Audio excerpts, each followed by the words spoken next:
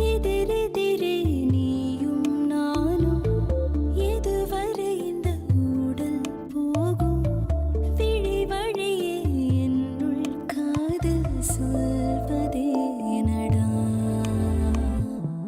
விடை தெரியா பேதை நெஞ்சை கொள்வதே நடா பூவே பூச்சூடவா பூவே பூச்சூடவா பூவே பூச்சூடவா பூவே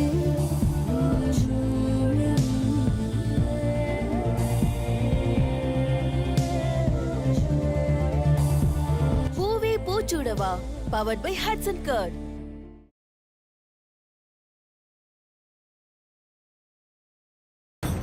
டே சிவா, எப்படி இருந்தாலும் யார் கூடயோ போக தான்டா போறோம்.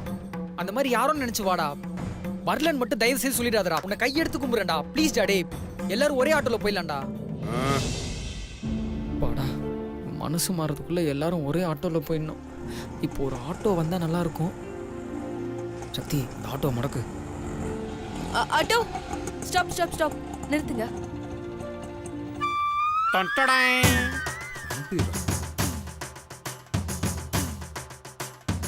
என்ன ரன்பீர், நீங்க ஆட்டோ ஓட்டுறீங்க? அதான் மேடம் இந்த ரன்பீர் ஆட்டோவும் ஓட்டுவான், ஆகாய விமானமும் ஓட்டுவான், அசந்த ஆளையும் ஓட்டுவான்.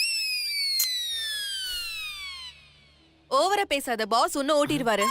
மேடம், எங்க பாஸ் பஸ் ஸ்டாப்ல நிக்க விட்டுருவானா? பாஸ்! ஏய் அச்சோ, சாரி பாஸ், ஆட்டோ ஓட்டுனதுல கேரக்டராவே மாறிட்டான், அதான் கையெல்லாம் தட்டேன். பாஸ், நீங்க பஸ் ஸ்டாப்ல நிக்கிறது ரொம்ப கஷ்டமா இருக்கு பாஸ். வாங்க பாஸ், ஆட்டோல ஆபீஸ் போலாம். டேய் சுந்தர், இவன் என்ன இன்சல்ட் பண்றக்கா பண்றானா? அப்படிலாம் ஒன்றும் இருக்காதுடா. ரன்பீர் உனக்காக தானே ஃபீல் பண்ணி ஆட்டோலாம் எடுத்துட்டு வந்திருக்காரு. வாடா போலாம். வாங்க பாஸ், நானே இன்னைக்கு ஒரு நாள் தான் ஃபீல் பண்றேன். வாங்க பாஸ். வாடா, யோசிக்காதடா. வாடா. நீங்களும் வாங்க மேடம். உட்கார்.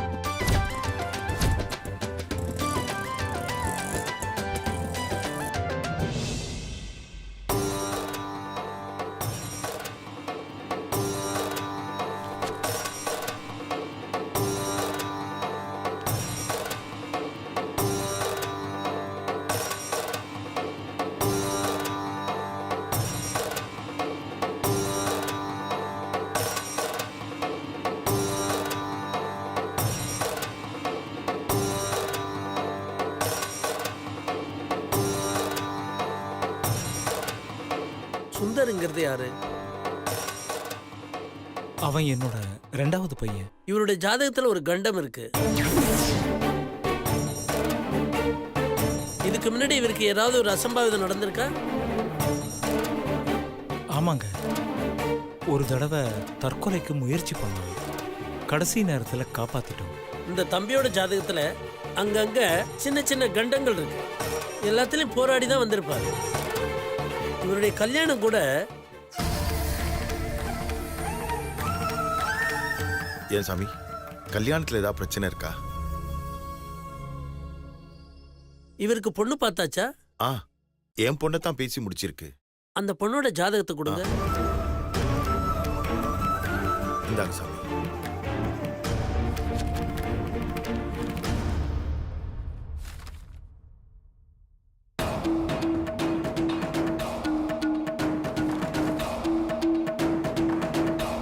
பொதுவா சுந்தருடைய ஜாதகப்படி கல்யாணம் பண்றதுங்கிறது ரொம்ப சிரமப்பட்டு பண்ற மாதிரி தான் இருக்கும். ஒருவேளை கல்யாணமே நடக்காம போறதுக்கு கூட வாய்ப்பு இருக்கு. ஆனா இந்த மீனாட்சியோட ஜாதகம் இருக்கு பாருங்க, இந்த பையனுடைய அத்தனை பிரச்சனையும் சரி செய்யற ஜாதகம்.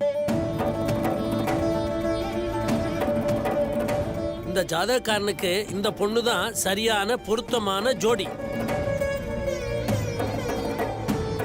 சில நேரங்கள்ல தான் இந்த மாதிரி அபூர்வமான ஜாதகங்கள் அமையும். அப்படியே என்னுடைய மூத்த பையனுடைய ஜாதகத்தையும் கொஞ்சம் பாருங்களேன். சிவாவுடைய ஜாதகத்தை கொடுங்க. இந்தாங்க சாமி.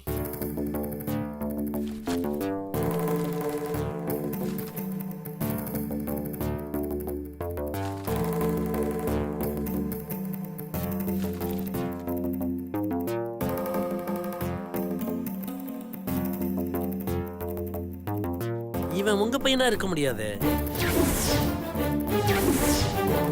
ஏன்னா இந்த ஜாதகக்காரனுக்கு சின்ன வயசுல அப்பா அம்மா இறந்திருப்பாங்க. ஆமா சாமி, அவன் எங்க வளர்ப்பு மகன் தான். சின்ன வயசுலயே அவங்க அப்பா அம்மா ஒரு ஆக்சிடென்ட்ல இறந்துட்டாங்க. நாங்க தான் எடுத்து வளர்த்தோம். நல்ல விஷயம். தெரிஞ்சோ தெரியாமலோ இந்த பையனை தத்தெடுத்தது எவ்வளவு பெரிய நல்ல விஷயம் தெரியுமா? இந்த ஜாதகக்காரன் வாழ வைக்கிற ஜாதகக்காரன். இவனை சுத்தி ஏன் இவனை நம்பி வந்தவங்களை எந்த காரணத்தை கொண்டு கைவிட மாட்டான். கடைசி வரைக்கும் வச்சு காப்பாத்துவான். இந்த பையனுக்கு கல்யாணம் ஆயிடுச்சா?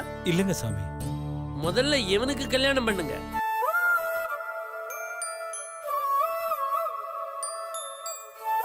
ஏன்னா இவர் கல்யாணம் பண்ணிக்க போற பொண்ணாலதான் உங்க வசதி வம்சம் எல்லாம் விருத்தி அடையும்.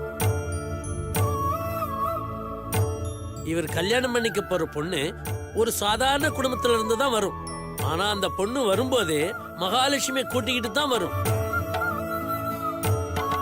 அவ வந்ததுக்கு அப்புறம் உங்க குடும்பத்துல இருக்கிற எல்லா பிரச்சனையும் தீர்ந்துடும்.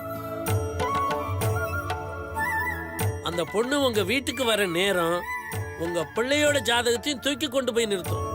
நீங்க கவலைப்படாம கல்யாண ஏற்பாடு செய்யுங்க. நீங்க இழந்ததை விட பல மடங்கு உயர்ந்திருப்பீங்க.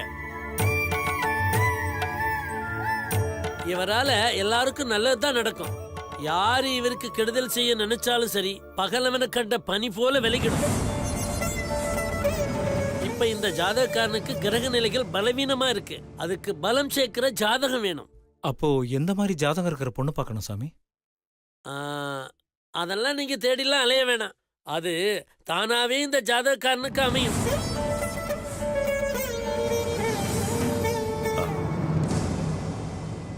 ரொம்ப சந்தோஷம் சாமி. ரொம்ப சந்தோஷம் சாமி. நல்லதுங்க. என் மனசுல நிறைய குழப்பங்களோட வந்தேன்.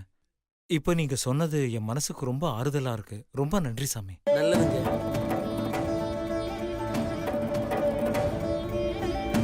அப்போ நாங்க நல்லது. புறப்படுறோம் சாமி. போயிட்டு வரேன் வாங்க. சாமி.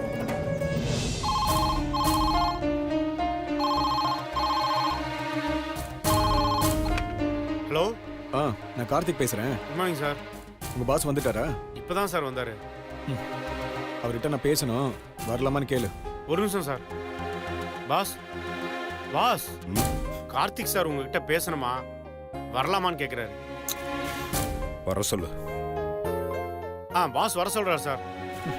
கேட்டுச்சு, வெய் வரேன்.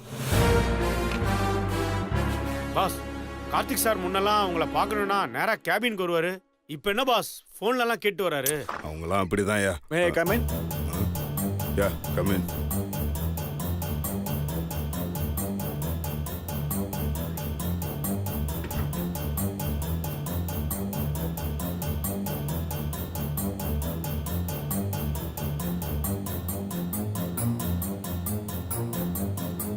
பேசலாமா?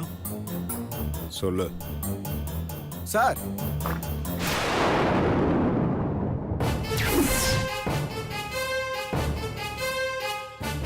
வணக்கம் தம்பி. நல்லா இருக்கியா? யோ, யாரு இவரெல்லாம் உள்ள விட்டது? இவர் எதுக்கு இங்க வந்தாரு? நான் தான் வர சொன்னேன். சார், நீங்க வாங்க சார், வந்து உட்காருங்க. கார்த்திக், மரியாதையா அந்த ஆளை வெளியே போக சொல்லு. என்னப்பா கார்த்திக், சிவா தம்பி கொஞ்சம் கூட மரியாதை இல்லாம பேசுறாரு. உங்க கம்பெனி மாதிரி சவுத் இந்தியால 4 ஸ்டேட்லயும் எனக்கு கம்பெனி இருக்கு. ஏதோ எளிமையா இருக்கலான்னு தான் நான் இந்த மாதிரி இருக்கேன். 4 ஸ்டேட்ல கம்பெனி இருக்கா? இந்த நீர் யானையை பார்த்தா அப்படி தெரியலையே. ஆனா சிவா தம்பி என்ன ஆளை பார்த்து ரொம்ப தப்பா இட போடுறாரு போல் இருக்கு. யோ, நிறுத்தியா. நீ என்ன பிசினஸ் பண்ண எனக்கு என்னையா? உனக்கு எத்தனை ஸ்டேட்ல கம்பெனி இருந்தாலும் எனக்கு என்ன? உன் புராணத்தெல்லாம் நீ உன் ஆபீஸ்ல வச்சுக்கோ. இது என்னோட ஆபீஸ். இங்க நான் தான் முதலாளி. நான் வைக்கிறதா சட்டம். அது எவ்வளவு பெரிய கொம்பனா இருந்தாலும் கேட்டாகணும். என்னப்பா கார்த்திக், கூப்பிட்டு வச்சு அசிங்கப்படுத்துறியா? நீ கூப்பிட்டதுனால தானே நான் வந்தேன். ஆனா இவ்வளவு அசிங்கப்பட்டு இந்த டீல் முடியணும்னா அப்படிப்பட்ட டீலே எனக்கு தேவையில்லை. நான் கிளம்புறேன்பா. சார், இருங்க சார், இருங்க. அட என்னப்பா நீ இருன்னு சொல்ற, ஆனா அவரு போன்னு சொல்றாரு. முதல்ல நீங்க 2 பேரும் பேசி ஒரு நல்ல முடிவுக்கு வாங்க. இங்க பாரு, உன்னை நம்பி இந்த கம்பெனில நான் நிறைய பணம் போட்டிருக்கேன். என்ன பேசுற கார்த்திக்? என்ன நம்பி நீ இந்த கம்பெனில பணம் போட்டியா? நீ பேசின வார்த்தையை நம்பி நீ நல்லா இருக்கணுங்கிறதுக்காக நான் இந்த பிசினஸ்க்கு வந்தேன். ஆல்ரெடி இத பத்தி டிஸ்கஸ் பண்ணி எல்லாம் முடிஞ்சு போச்சு. இனிமே இத பத்தி பேசுறதுக்கு எதுவும் இல்ல. இத பார், இந்த கம்பெனி நீ நல்ல விதமா நடத்துவ, நல்ல நிலைமைக்கு கொண்டு வருவன்ற நம்பிக்கை எனக்கு சுத்தமா இல்ல. இது வரைக்கும் உன்னால நஷ்டப்பட்டது எல்லாமே போதும். இதுக்கு மேல என்னால நஷ்டப்பட முடியாது. அதனாலதான் இந்த கம்பெனியை சண்முக சார் கொடுக்கல நான் முடிவு பண்ணிட்டேன். நீ யார் முடிவு எடுக்க? ஆ? இந்த நிமிஷத்துல இருந்து உன்னோட பார்ட்னர்ஷிப் நீ பிரேக் பண்ணிக்கோ. இப்ப சொல்றேன் கார்த்திக், இன்னையில இருந்து இந்த கம்பெனியை நான் ஃப்ரெஷ்ஷா ஆரம்பிக்கிறேன். ஃப்ரெஷ்ஷாவே ரன் பண்ணுவேன். This is my company. இது வரைக்கும் தலை நிமிர்ந்து நடந்த, இனிமேலும் அப்படித்தான் இருப்பேன். பிரச்சனைக்காக பயந்து ஓடி ஒளியறது மத்தவங்களுக்கு வேணா பழகுனதா இருக்கலாம். ஆனா ஓடி ஒளியறதுங்கிறது இந்த சிவாவோட ரத்தத்திலே கிடையாது. எந்த பிரச்சனை வந்தாலும் நான் இந்த கம்பெனியை நடத்துவேன். உயிரே போனாலும் இந்த கம்பெனி எவனுக்கு விட்டு கொடுக்க மாட்டேன். இதான் என்னோட முடிவு. யூ மே கோ நவ. எங்க போறது? நீ தலை நிமிர்ந்து நடக்கிறதுக்கு நான் நஷ்டப்படணுமா? நீ சந்தோஷமா இருக்கிறதுக்கு நான் ரோட்ல நிக்கணுமா? Shut up, you nonsense. சொல்லு, நான் எப்ப சந்தோஷமா இருந்தேன்? என்னால நீ எப்ப ரோட்டுக்கு போன? ஆ? என்ன பேசுறோன்னு கொஞ்சம் யோசிச்சு பேசு கார்த்திக். நான் இப்ப இந்த முடிவு எடுக்கலனா அதுதான் நடக்கும். Bad decisions make great stories, Karthik. No more arguments. தம்பி நீங்க ரெண்டு பேரும் இப்படி சண்டை போட்டுட்டு இருந்தீங்கன்னா நான் கிளம்புறேன்பா. சார் இருங்க சார். நான் முடிவு எடுத்துட்டேன். இந்த கம்பெனி உங்களுக்கு தான். ஏய், நான் தான் விக்க முடியாதுன்னு சொல்றல. அப்புறம் எதுக்கு இங்க நின்னு பேசிட்டு இருக்கீங்க? யோ, நீ முத வெளில போயா. சார் இருங்க சார். போவாதீங்க ப்ளீஸ். சிவா, நல்ல மாதிரி சொல்றேன். ஒழுங்கா கையெழுத்து போட்டு கொடுத்துரு. இல்லனா பிரச்சனை வேற மாதிரி ஆயிடும். என்ன கார்த்திக், பயமுறுத்துறியா? ஆ? தம்பி என்னப்பா இது? நீங்க ரெண்டு பேரும் பிசினஸ் பார்ட்னர்ஸ். உங்களுக்குள்ளேயே பேசி முடிச்சுக்குங்க. ரெண்டு பேரும் இஷ்டப்பட்டு கையெழுத்து போட்டு கொடுத்தா முடிஞ்சு போச்சு. அதை விட்டுட்டு இப்படி சண்டை போட்டுட்டு இருந்தா என்னப்பா அர்த்தம்? தம்பி, சில விஷயங்களை காதும் வச்ச மாதிரி தான் செய்யணும். இந்த பிசினஸ் ட்ரிக்ஸ் கூட உங்களுக்கு தெரியலனா எப்படிதான் நீங்க எல்லாம் பிசினஸ் பண்ண போறீங்களோ தெரியல. இத பாரு சிவா, நான் உங்ககிட்ட ஃபைனலா கேக்குறேன். இதுக்கு ஒத்துப்பியா மாட்டியா? எத்தனை தடவை கேட்டாலும் சரி, என் பதில் ஒண்ணுதான். இந்த கம்பெனியை நான் விற்க மாட்டேன். எப்படி ஒத்துக்காம போற, எப்படி கையெழுத்து போடாம போறன்னு கோர்ட்டுக்கு வந்தா தெரியும். கார்த்திக், கோர்ட் உனக்கு வேணா புதுசா இருக்கலாம், ஆனா எனக்கு இல்ல. ஏற்கனவே 2 தடவை போயிட்டு வந்துட்டேன். உன்னால என்ன பண்ண முடியுமோ பண்ணு. பார்க்கலாம். சண்முக சார், நீங்க வாங்க சார் போலாம். என்ன கார்த்திக் தம்பி, எதுக்கு எடுத்தாலும் அவசரப்பட்டுட்டு கோர்ட்டுக்கு போறதுங்கிறது சொந்த காசுல சூனியம் வச்சுக்கிற கதையாயிடும். நீ கோர்ட்டுன்னா என்ன நினைச்சிட்டு இருக்க? சாப்பாடை கொடுத்து இந்த பாதி அவனுக்கு இந்த பாதி உனக்குன்னு பிரிச்சு கொடுத்து அனுப்பிடுவாங்கன்னா வாய்தா கொடுத்தே வயசாகிடுவாங்கப்பா. நீங்க சின்ன வயசுல ஒரு கதை கேட்டிருப்பீங்க. 2 சின்ன பசங்களுக்கு ஒரு அப்பத்தை 2ஆ பிரிச்சு ஆளுக்கு பாதி பாதி கொடுத்தாங்களாம். ஆனா அந்த 2 பசங்களும் ஏன் அப்ப துண்டு தான் பெருசு, ஓ அப்ப துண்டு தான் பெருசுன்னு சண்டை போட்டுக்கிட்டாங்களாம். அந்த நேரம் பார்த்து அந்த பக்கமா ஒரு குரங்கு பசியோட வந்துதான். அங்க அந்த பசங்க சண்டை போடுறத பார்த்து நான் சரி பங்கா பிரிச்சு தரேன்னு சொல்லி இது பெருசு அது பெருசுன்னு சொல்லி 2யுமே அதுவே சாப்பிட்டுச்சான். கடைசியில அந்த பசங்களுக்கு எதுவுமே இல்லாம போச்சான். நீங்க கோர்ட்டுக்கு போனாலும் உங்களுக்கும் அந்த நிலைமை தான். அதை விட 2 பேரும் சேர்ந்து என்கிட்டயே கொடுத்துருங்க. என்ன சொல்றீங்க? யோ தள்ளியா, யோ இந்த கதையெல்லாம் போய் உன் வீட்டுல உன் பேரம்பேத்திக்கிட்ட சொல்லு, என்கிட்ட வேணாம். உங்க 2 பேரும் வெளியில போக சொல்லி ரொம்ப நேரம் ஆச்சு. இன்னும் எதுக்கு என் கேபின்ல நின்னுட்டு இருக்கீங்கன்னு தெரியல. பாத்தீங்களா சார் எப்படி பேசுறான்னு? இவனெல்லாம் கோர்ட்டுக்கு இழுத்தாதான் சரிப்பட்டு வருவான். ஏய், நீ எங்க வேணாலும் போ, அத பத்தி எனக்கு கவலை இல்ல. இங்க இருந்து ஆர்குமெண்ட் பண்ணாத. Get out of my cabin. பார்க்கலாமா? I am eagerly waiting, Karthik. Please get out.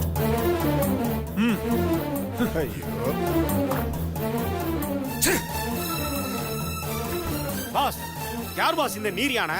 நம்ம கம்பெனியை வந்து விலைக்கு கேட்கறான். அன்னைக்கு இப்படிதான் வந்து பிரச்சனை பண்ணிருக்கான். பாஸ், நீங்க இருந்ததுனால சும்மா விட்டேன் பாஸ்.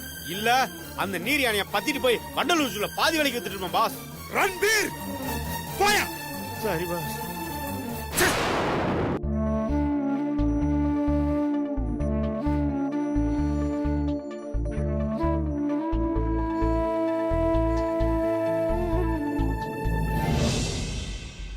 சுபத்ரா,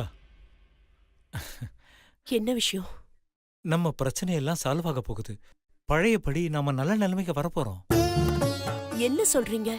உண்மையாவா? ஆமா சுபத்ரா, உண்மைதான். அசோக் மனசு மாறிட்டானா? இல்ல சுபத்ரா. அப்போ சிவா ஏதாவது பணத்துக்கு ஏற்பாடு பண்ணிருக்கானா? அதுவும் இல்ல. பின்ன எப்படிங்க? பிரச்சனை யாரால சால்வ் ஆகும்? நித்யாவா? சிவா நித்யா கல்யாணம் நடந்தா நம்முடைய எல்லா பிரச்சனையும் சால்வ் ஆயிடும். இப்பதான் சிவாவுடைய ஜாதகத்தை ஜோசியர்கிட்ட காமிச்சிட்டு வந்தேன். சிவாக்கு எவ்வளவு சீக்கிரம் கல்யாணம் பண்றோமோ அவ்வளவு சீக்கிரம் நம்ம பிரச்சனை எல்லாம் தீரும்னு சொன்னாரு. அது மட்டும் இல்ல சுபத்ரா, சுந்தர் மீனாட்சி ஜாதகம் பிரமாதமா இருக்குன்னு சொல்லிட்டாரு. சிவாக்கு கல்யாணம் பண்ண போற பொண்ணால நம்ம குடும்பமே தலை தூக்குமா. அந்த பொண்ணோட ராசி தான் நம்ம எல்லாரையும் காப்பாத்தும்னு சொன்னாரு. அதனால முதல்ல சிவாவோட கல்யாணத்துக்கு நான் ஏற்பாடு பண்ண போறேன். எனக்கு அதான் முக்கியம். ஏங்க, நம்ம வேற ஒருத்தர் வீட்ல உட்கார்ந்துருக்கோங்க. இப்ப எதுக்கு அவசரப்படுறீங்க? கொஞ்ச நாள் போட்டுங்க. இல்ல சுபத்ரா, நாளை தள்ளி போடுறதுல எனக்கு கொஞ்சம் கூட விருப்பம் இல்ல. பிரச்சனைன்னு எதுக்கு பயப்படணும்? எவ்வளவோ அசிங்கப்பட்டோம், அவமானப்பட்டோம். இதுக்கு மேல அசிங்கப்படுறதுக்கோ அவமானப்படுறதுக்கோ எதுவுமே இல்ல. சிவா கல்யாணத்தால எல்லா பிரச்சனையும் சால்வ் ஆக போகுதுன்னு எனக்கு தோணுது. அதனால நீ எதை பத்தியும் கவலைப்படாத, எல்லாத்தையும் நான் பாத்துக்கிறேன். சிவா கல்யாணத்தை நடத்த எல்லா ஏற்பாடுகளையும் நான் இப்பவே ஆரம்பிக்க போறேன்.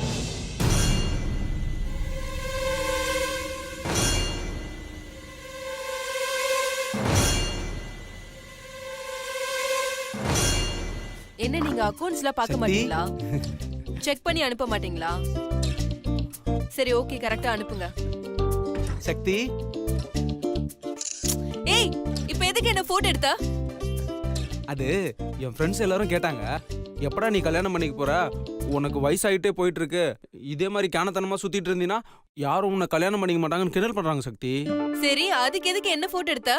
சக்தி, அவங்க யாருக்கும் தெரியாது சக்தி, நான் உன்னதான் கல்யாணம் பண்ணிக்க போறேன்னு.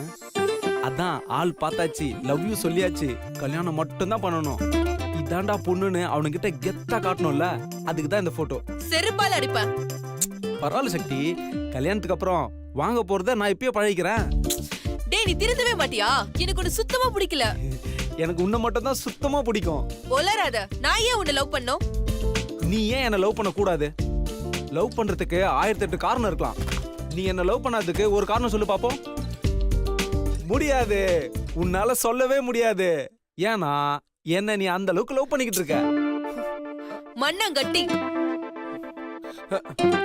சக்தி சக்தி சக்தி, எதுவும் சொல்லாம போற? கொஞ்சம் சும்மா இருக்கியா? ரன்பீர், ரன்பீர். நீங்களா மேடம்? என்னாச்சு ரன்பீர்? ஏன் ஒரு மாதிரி இருக்கீங்க? அதெல்லாம் ஒண்ணும் இல்லை மேடம், மனசுக்கு தான் கொஞ்சம் கஷ்டமா இருக்கு மேடம். எதுக்கு இப்பெல்லாம் நடக்குதுன்னு நினைக்கும் போது வேதனையா இருக்கு மேடம். ஏன், என்னாச்சு? இவங்களெல்லாம் பார்த்தா மனுஷங்க தானான்னு சந்தேகமா இருக்கு மேடம். வேலை செஞ்ச எல்லாருமே கம்பெனியை மூடிடுவாங்களோன்னு பயந்துட்டு ஒவ்வொருத்தரா வேலையை விட்டு போறாங்க மேடம். பாஸ் எவ்வளோ வேதனைப்படுறாருன்னு தெரியுமா மேடம்? ஆனால் பாஸ் ரொம்ப நல்லவர் மேடம். அவர் யாரும் புரிஞ்சுக்க மாட்டாங்க மேடம். அவர் கோவப்படுறாரு மட்டும்தான் எல்லாரும் சொல்றாங்க மேடம். ஏன் மேடம், கோவம் இருக்கிற இடத்துல தான் குணம் இருக்குன்னு சொல்லுவாங்கல்ல மேடம். அவரை சுத்தி இருக்க எல்லாரும் இப்படி பண்றதுனால பாஸ் ரொம்ப கலங்கி போயிருக்காரு மேடம். எதுக்குமே அஞ்சாத மனுஷன் மேடம். ஆனா இன்னைக்கு அப்படியே அடங்கி போயிட்டாரு மேடம். அவரை பார்க்கும்போது எனக்கு ரொம்ப கஷ்டமா இருக்கு மேடம். அவர் வருத்தப்படுறத பார்த்தா எனக்கு கண்ணீரே வருது மேடம். சரி ரன்பீர், நீங்க ஒன்றும் வருத்தப்படாதீங்க. மற்றவங்க பண்ணா கூட பரவாயில்ல மேடம். கூட இருக்கவங்க அவரை புரிஞ்சுக்காம இப்படி கஷ்டப்படுத்தினா பாவம் மேடம். பாஸ் அவர் என்ன பண்ணுவார் சொல்லுங்க? ரன்பீர், நீங்க யாரை பத்தி சொல்றீங்க? எல்லாம் உங்க அண்ணன் கார்த்திக் சாரை தான் மேடம். அவர் இப்படி பண்ணுவார்னு நான் நினைச்சு கூட பார்க்கல மேடம். கார்த்திக் சார் இன்னைக்கு இந்த நிலைமையில இருக்கிறாருன்னா அதுக்கு காரணமே நம்ம பாஸ் தானே மேடம். இதை எல்லாத்தையும் மறந்துட்டு குடும்ப பிரச்சனையை மனசுல வச்சுக்கிட்டு அந்த சண்முகநாதனை கூட்டு வந்து நம்ம கம்பெனியை விற்க போறேன்னு சொன்னா இது நியாயமா மேடம்? நீங்களே சொல்லுங்க. என்ன சொல்றீங்க ரன்பீர்? எங்க அண்ணன் அப்படி நடந்துட்டாரு? ஆமா மேடம், கார்த்திக் சாரே தான் மேடம். நம்ம பாஸ் கம்பெனியை விற்க முடியாதுன்னு சொல்றாரு. அதுக்கு கார்த்திக் சார் கோர்ட்டுக்கு போறேன்னு சொல்லிட்டாரு மேடம். கோடாரி செஞ்ச மரத்திலேயே கூர் பாக்குற மாதிரி இன்னைக்கு நல்ல பொசிஷன்ல இருக்கிற அளவுக்கு வளர்த்து விட்ட நம்ம பாஸையே அவர் பதம் பாக்குறது சரியா மேடம்? கார்த்திக் சார் கோர்ட்டுக்கு இழுத்தது நம்ம கம்பெனி இல்லை மேடம், பாஸோட பாசத்தை, அன்பை, நம்ம பாஸ் கார்த்திக் சார் மேல வச்சிருந்த நம்பிக்கையை மேடம். பாஸ் கிட்ட கார்த்திக் சார் பேசுனது கொஞ்சம் கூட சரியில்லை மேடம். எதை பத்தியும் யோசிக்காம கோர்ட்டுக்கு போறேன்னு சொல்றது சரியான்னு நீங்களே சொல்லுங்க மேடம். தப்பு மேடம். என்ன இருந்தாலும் கார்த்திக் சார் உங்க அண்ணன் தானே. நீங்க அவர்கிட்ட போய் பேசுங்க மேடம். கோர்ட்டுக்கு போறதெல்லாம் சரியில்லைன்னு சொல்லுங்க. அவர் என்ன செய்யணும் ஏது செய்யணும்னு கொஞ்சம் யோசித்து செய்ய சொல்லுங்க மேடம். மேடம், நான் உங்க அண்ணனை பத்தி தப்பா சொல்றேன்னு நினைக்காதீங்க மேடம். நான் ஒரு சாதாரண வேலைக்காரன் தான். இப்ப நான் உங்ககிட்ட பேசுறது சரியா தப்பான்னு கூட எனக்கு தெரியாது மேடம். ஆனா இப்போ வரைக்கும் பாஸ் போட்ட சாப்பாட்டை தான் நான் சாப்பிட்டுட்டு இருக்கேன் மேடம். அந்த நன்றியில தான் மேடம் நான் உங்ககிட்ட இப்படி பேசிட்டு இருக்கேன். நான் ஏதாவது தப்பா பேசியிருந்தா தயவு செய்து என்னை மன்னிச்சிருங்க மேடம்.